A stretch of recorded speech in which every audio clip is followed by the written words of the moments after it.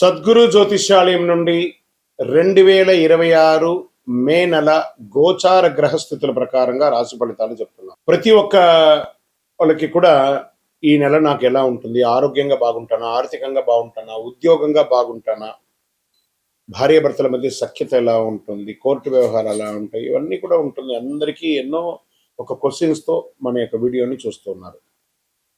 జాతకం పడుతున్న వర్షానికి ఒక గొడుగు మాత్రమే కానీ జాతకం జీవితం కాదు. మీరు మిమ్మల్ని నమ్మండి, మీ యొక్క కులదేవాన్ని నమ్మండి, అన్ని చక్కగా జరుగుతుంది. మళ్ళీ మా ద్వారా జాతకం చాలా మంది చూడాలి, చూస్తున్నారు, తెలుసుకుంటున్నారు కదా. 21 వయసులోపు ఉన్న వాళ్ళు జాతకాలు చూడకండి. మీరు ఎదుగుతున్నటువంటి విద్యార్థులుగా ఉన్నారు. 60 సంవత్సరాల తర్వాత ఉన్నవాళ్ళు జాతకం చూడక్కర్లేదు. ఎందుకంటే మీరు అన్ని రకాలైనటువంటి మంచి చెడు జీవితం అన్ని చూసేశారు కాబట్టి మీరు దైవ సమానులు. జ్యోతిశాస్త్రరీత్యా ద్వాదశ రాశుల్లో మొట్టమొదటి రాశి అయినటువంటి మేషరాశి మిత్రులారా, ఈ నెల మీకు శుభాశుభ ఫలితాలు ఎలా ఉన్నాయంటే, మే నెలలో 2 సంవత్సరాలుగా నిలిచిపోయిన పని ఒక్కొక్కసారిగా కదలడం మొదలుతోంది.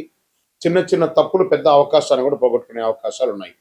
ఈ యొక్క గోచారం ఈ యొక్క నెలంతా కూడా బృహస్పతి ధనస్థానంలోను, శని లాభస్థానంలోను, రాహు విదేశీ ఆకస్మిక మార్పులను, కేతు పని ఆరోగ్యం మీద కూర్చున్నారు, కుజుడు స్వరాశిలో మంచి హై ఎనర్జీతో కూర్చున్నారు. ఈ నెల మీ కర్మ ఫలితాలు వెంటనే వస్తాయి. మంచి చేసినా తప్పు చేసినా వెంటనే ఫలితం వస్తుందండి. బాగా గుర్తుపెట్టుకోండి. ఏళ్నాడు శని యొక్క ప్రారంభంలో కూడా ఉన్నారు మీరు. సరే, ప్రభుత్వ ఉద్యోగంలోకి తీసుకుంటే ప్రయత్నిస్తున్న వారికి అన్ఎక్స్పెక్టెడ్ కాల్స్ ఆర్ నోటిఫికేషన్స్ వస్తాయి. ఐటీ సాఫ్ట్వేర్లో ఉన్న వారికి on site change or role change వచ్చే అవకాశాలు ఉన్నాయి. ప్రైవేట్ ఉద్యోగాల్లో స్త్రీ పురుషులు ఎవరికైనా కూడా బాస్ ప్రెషర్ పెరుగుతూ ఉంటుంది. సహోద్యోగులతో మాట్లాడేటప్పుడు జాగ్రత్త. చిన్న మాట పెద్ద సమస్య అవుతుంది. మే 18 తర్వాత మీకు ఒక లైఫ్ చేంజింగ్ ఆపర్చునిటీస్ వచ్చే అవకాశాలు బాగా ఉన్నాయి ఉద్యోగస్తులకి. ఇంకా వ్యాపారంలోకి వచ్చేటప్పటికి కొత్త పార్ట్నర్షిప్ వస్తుంది. పాత బిజినెస్లో స్లో గ్రోత్ కానీ స్టేయబుల్ ఇన్కమ్ ఉంటుంది. ఇంపోర్ట్ ఎక్స్పోర్ట్ వాళ్ళకి మంచి లాభం ఉంటుంది. మీ దగ్గరికి వచ్చిన ప్రతి డీల్ యాక్సెప్ట్ చేయొద్దు. ఒకటి మీ ఫ్యూచర్ని మారుస్తుంది. ప్రయత్నం చేసుకోండి. షేర్ మార్కెట్స్ ఎలా ఉన్నాయంటే హై రిస్క్ అవాయిడ్ చేయండి. షార్ట్ టర్మ్ ట్రేడింగ్ లాస్ వచ్చే అవకాశాలు ఉన్నాయి. ఇంట్రాడే ఫ్యూచర్ ఆప్షన్స్లోకి వెళ్ళకండి. లాంగ్ టైం బాగా పెట్టుబడి పెట్టండి. ఈక్విటీస్లో పెట్టుబడి పెట్టండి. ఎమోషన్స్తో ఇన్వెస్ట్ చేసి నష్టపోకండి. ఇక రియల్ ఎస్టేట్కి వచ్చేటప్పటికి ల్యాండ్ ప్రాపర్టీస్ కొనుగోళ్లలో మిశ్రమమైనటువంటి ఫలితాలు ఉన్నాయని చెప్పచ్చు. పాత ప్రాపర్టీ సేల్స్ డిలే అయ్యే అవకాశాలు ఉన్నాయి. హౌస్ కన్స్ట్రక్షన్స్ ప్రారంభించే అవకాశాలు ఉన్నాయి మీ సొంతంగా కూడాను. ఇంకా విదేశాల్లో ఉన్నటువంటి వారికి, ఉద్యోగం చేస్తున్నటువంటి వారికి, చదువుకున్నటువంటి వారికి ప్రయాణ యోగం ఉంటుంది. వీసా డిలే కానీ చివరికి అప్రూవల్ అయ్యే అవకాశాలు ఉన్నాయి. అబ్రాడ్ జాబ్స్ ఇంటర్వ్యూస్ చాలా పాజిటివ్గా ఉందని చెప్పచ్చు. మే చివరిలో వచ్చే కాల్ ఇగ్నోర్ చేస్తే రిగ్రెట్ అవుతారు. అది గుర్తుపెట్టుకోండి. కాల్స్ని గట్టిగా పెట్టుకోండి. ఇంకా రాజకీయ నాయకులకి ఈ యొక్క నెలంతా కూడా మంచి అవకాశాలు వస్తున్నాయి. మీడియా మిత్రులకి, ఎలక్ట్రానిక్ ప్రింటింగ్ మీడియా వాళ్ళకి చాలా అద్భుతంగా ఉందని కూడా చెప్పచ్చు.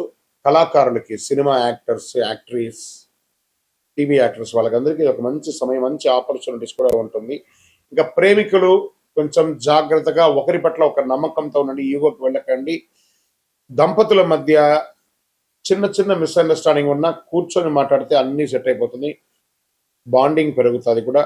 ఈగో వల్ల సంబంధాలు చెడిపోయే అవకాశాలు. ఈగో అందులో తీసేసేయండి, జస్ట్ గో, అన్నీ సెట్ అయిపోతుంది. విద్యలో స్టూడెంట్స్ కాస్త ఫోకస్ బాగా పెట్టాలి.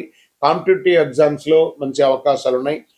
విదేశాల్లో వెళ్ళి చదవాలనుకున్న వాళ్ళకి మంచి యూనివర్సిటీని సెర్చ్ చేయండి. తర్వాత అందరి దగ్గర ఒపీనియన్ తీసుకొని చేయండి. ఆరోగ్యపరంగా బాగా హెడ్ఏక్, బీపీ, స్ట్రెస్ ఎక్కువ అవుతుంది. ఎనర్జీ హై, స్లీప్ లెవెల్స్ అంతా కూడా తగ్గిపోతూ ఉంటుంది. రాత్రి లేట్ వరకు మేలుకోకండి. త్వరగా పడుకోవడానికి ప్రయత్నం చేయండి. ఇంకా వ్యవసాయదారులకి పంటలు అద్భుతంగా ఉన్నాయి. కొంత నీటి సమస్య ఉంటుంది. ఫెర్టిలైజర్స్ ఖర్చులు కొంచెం పెరిగే అవకాశాలు ఉంటాయి. జాగ్రత్త పడండి. ఇంకా సంతాన యోగంలో మీ యొక్క పిల్లలకి చదువుల నిమిత్తం కానీ లేదా వాళ్ళకి కావాల్సినటువంటి ఏర్పాట్లు కానీ ఖర్చు వచ్చే సమయం కూడా ఇది గట్టిగా కూడా చెప్పచ్చు. మీ యొక్క పిల్లల విషయంలో ఒక శుభవార్త ఉంటారు. పిల్లలకి వివాహం సెట్ అవ్వడము లేదా వాళ్ళకి మంచి ఉద్యోగాలు రావడం, ఇలాంటి శుభవార్త వినే అవకాశాలు ఉన్నాయి. పెండింగ్ కేసెస్ అంతా స్లోగా అవుతుంది. కోర్టు వ్యవహారాల్లో మే చివరిలో మీకు ఫేవరెట్గా అయ్యే అవకాశాలు ఉన్నాయి. ఇంకా మీరు చేయవలసినటువంటి పరిహారాలు ఈ నెల అనుకుంటే హనుమాన్ చాలీసా పారాయణం చేయండి. మంగళవారాల్లో సుబ్రహ్మణ్య స్వామికి పాలాభిషేకం చేయండి. ఎరుపు పూలతో అర్చన చేయండి. ఓం అంగారకాయ నమః అని చెప్పుకుంటూ ఉండండి. గోమాతకు ఆహారం ఇవ్వండి. 21 రోజులు మీరు సుబ్రహ్మణ్య స్వామికి కానీ 19 ప్రదక్షిణాలు కానీ చేస్తే రోజు కూడాను చాలా అద్భుతమైనటువంటి ఫలితాలను పొందారు. మేషరాశి వారికి ఈ యొక్క మే నెల ఒక టర్నింగ్ పాయింట్ మంత్ గా కూడా చెప్పచ్చు. అన్ని రకాలుగా మీరు బాగుంటారు. ఇంకా మీ యొక్క వ్యక్తిగత జాతకం కొరకు మీ యొక్క పేరు, date of birth, time of birth, place of birth, మీ పరిసర ప్రాంతాల్లో ఉన్నట్టు గురువుల్ని సంప్రదించి తెలుసుకోండి. లేదా గురుగారు మీ ద్వారానే మేము అపాయింట్మెంట్ తీసుకోవాలనుకుంటున్నామంటే మా డిస్ప్లేలో కనబడుతున్నటువంటి నెంబర్కి మళ్ళీ చెప్తున్నా, మీ పేరు, date of birth, time of birth, place of birth WhatsApp చేయండి. మా అడ్మిన్స్ మీకు రిప్లై ఇస్తారు, మీరు పొందవచ్చు. గురుగారు ఒక శక్తివంతమైనటువంటి ఆధ్యాత్మికమైనటువంటి వస్తువు మాకేమైనా మా జీవితానికి ఏమైనా ఇస్తున్నారంటే అతి శక్తివంతమైనటువంటి ఒక 48 రోజులు పూజ చేస్తున్నటువంటి సుదర్శన హోమాలు చేసి సుబ్రహ్మణ్య భుజంగం చేసి పారాయణంతో చేసి సిద్ధంగా ఉన్నటువంటి కరుంగాళి మాల. ఇది కావలసిన వారు మాకు వాట్సాప్ చేసి కాల్ చేసి మాతో మాట్లాడిన తర్వాత పొందండి విజయవస్తు. మీ జీవితంలో సంపద, తరగని సంపద, విజయం, అదృష్టం ఇవన్నీ పొందాలనుకుంటున్నారా? మా ఛానల్ ఈ యొక్క వీడియోని ఖచ్చితంగా చూడండి.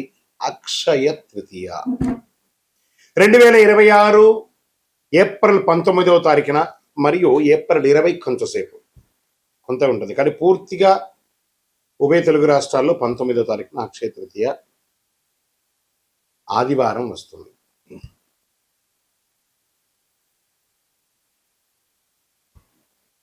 ఈ రోజు చేసే పుణ్యాలు కానీ, దాన ధర్మాలు కానీ, కొనుగోలు కానీ అన్ని ఎప్పటికీ తరగని కూడా చెప్తూ ఉంటారు. అక్షయ తృతీయ అంటే ఏంటి అసలు? అక్షయం అంటే ఎప్పటికీ తగ్గని, నశించని అని అర్థం. తృతీయ అంటే వైశాఖ మాసంలో శుక్లపక్షంలో 3వ రోజు అని కూడా చెప్పచ్చు. ఎన్నో ముహూర్తాలు జరుగుతూ ఉంటాయి.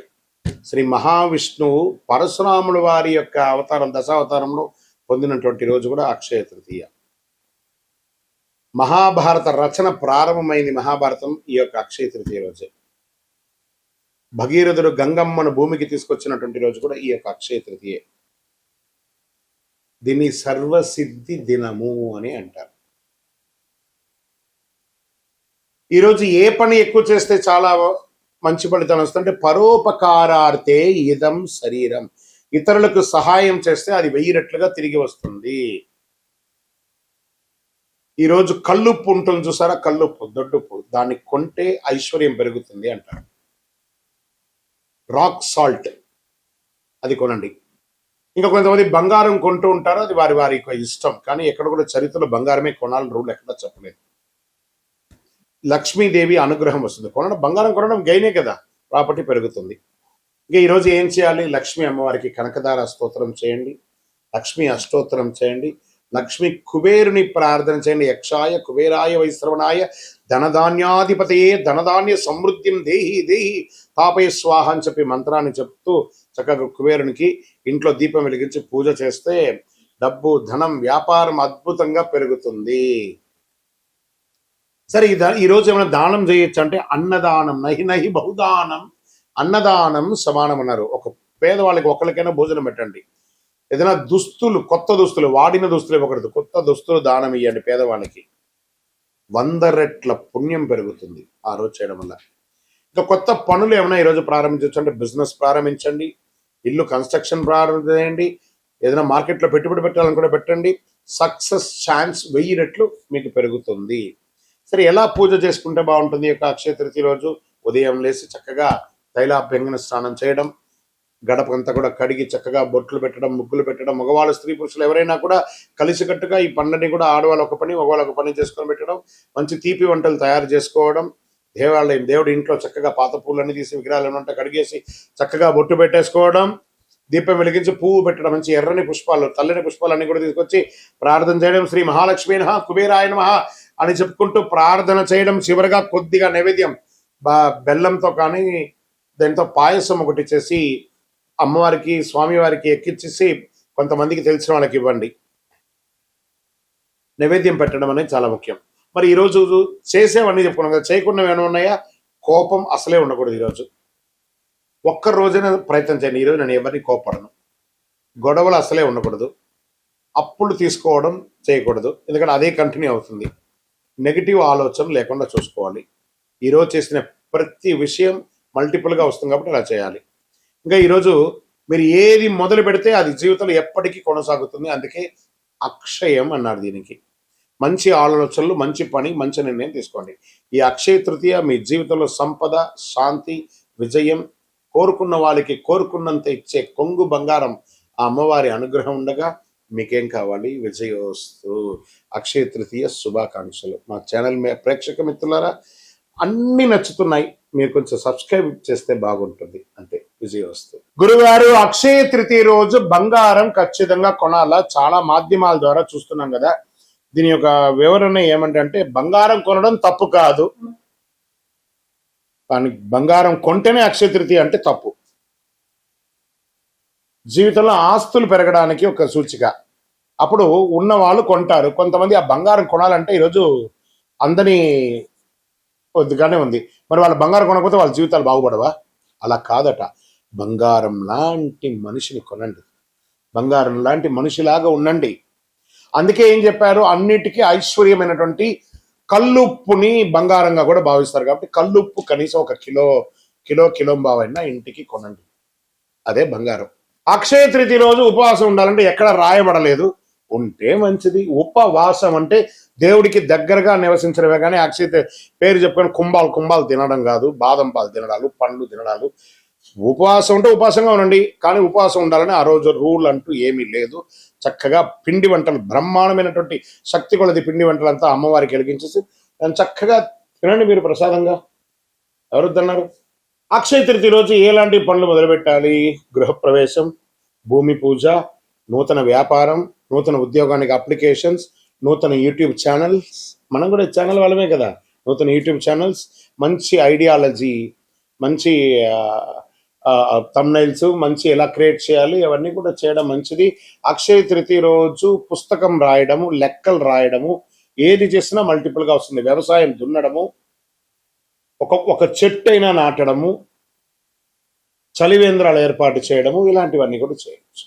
దానాలు ఈ అక్షయ తృతీయ రోజు ఎలాంటి దానాలు చేస్తే చాలా బాగుంటుంది? ఒక చెప్పులు దానం ఇవ్వండి పేదవాళ్ళకి, ఒక వస్త్ర దానం ఇవ్వండి, ఒక పేదవాళ్ళకి భోజనం పెట్టండి. మీరు ఏది చేస్తే అది 1000 రెట్లు 1,00,000 రెట్లు మనకు తిరిగి వస్తూ ఉంటుంది. అలా చేయండి. ఒక దేవాలయానికి ధూపదీప నైవేద్యానికి ఇవ్వండి.